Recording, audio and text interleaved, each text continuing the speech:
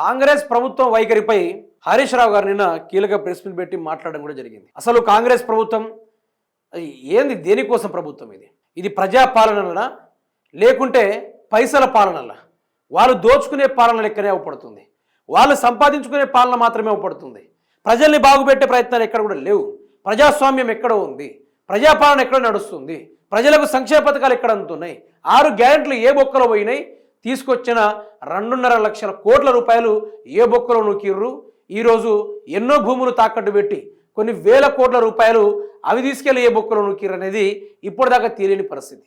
అందులోనూ హరీష్ రావు గారు మాట్లాడిన ముచ్చట్ని చూసుకుంటే, సర్కారా సర్కస్ కంపెనీనా? రాష్ట్రంలో అసలు ప్రభుత్వం ఉందా? ఉంటే ఎవరి కంట్రోల్లో ఉంది? సచివాలయంలో సస్పెన్షన్ థ్రిల్లర్ నడుస్తుంది. మంత్రులకు తెలియకుండా జీవోలు వస్తున్నాయి. ఒకరి శాఖలో ఇంకొకరు పెత్తనాలు చేస్తున్నారు, ఇంకెవరో సంబంధిత జీవోలు ఇస్తున్నారు. మంత్రులను డమ్మీలుగా చూస్తున్నారు. హైకోర్టు వద్దన్న సినిమా టికెట్ రేట్లు పెంచడమా? సీఎంగా ఉన్నంతకాలం రేట్లు పెంచనని రేవంత్ ప్రగల్భాలు. రాత్రికి రాత్రే ఇప్పుడు జీవోలు వచ్చేలా ఆదేశాలు. ప్రభుత్వం ద్వంద్వ వైఖరిపై హరీష్ రావు ఆగ్రహం. కోమటిరెడ్డిని చూస్తే జాలేస్తుంది.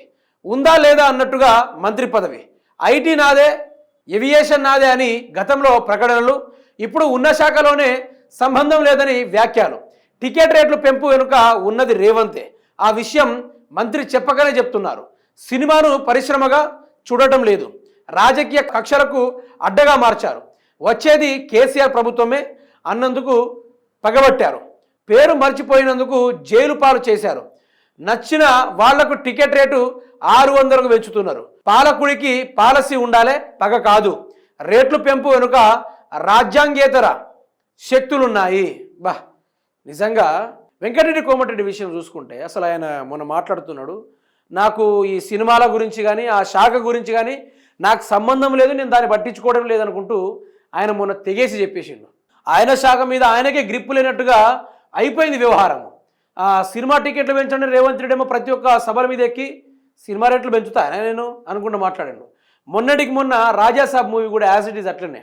రాజాసాబ్ ఇక ఏమనుకుంటుండేందో, బాహుబలి అనే గొప్ప పేరు వచ్చింది, ఇక నాకన్నా ముందుకు వెళ్ళొద్దు అనుకునే రేవంత్ రెడ్డికి అట్లాంటి కక్ష సాధింపులు ఏమైనా ఉన్నాయేమో, అసూయ పడడం లాంటి.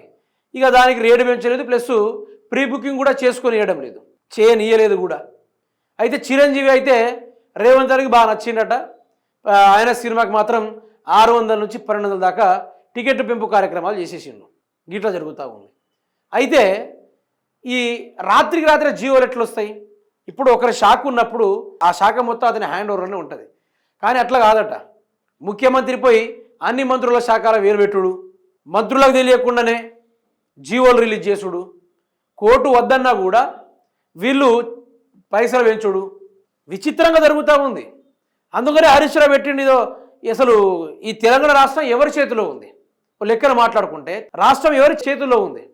చంద్రబాబు నాయుడు చేతుల్లో ఉందా, లేకుంటే ఆంధ్రలో చేతుల్లో ఉందా? స్టిల్ ఇప్పటిదాకా రేవంత్ రెడ్డి తెలంగాణ బిడ్డ లెక్క ప్రవర్తిస్తలేడు.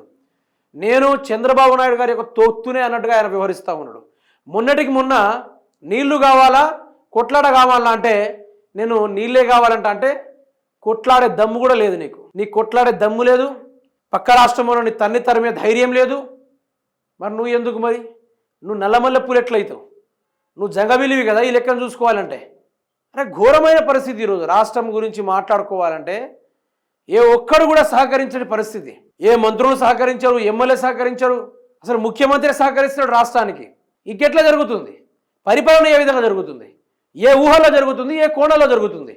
మాట్లాడితే మేము అది చేసినా ఇది చేస్తాం, అది చేసుకుంటూ వస్తున్నాం, ఈ మాటలు తప్ప వీళ్ళతో అయ్యేదేంది, వీళ్ళతో ఒరిగేదేంది? అసలు ఏంది కథ? ఏంది వ్యవహారం? ఏంది?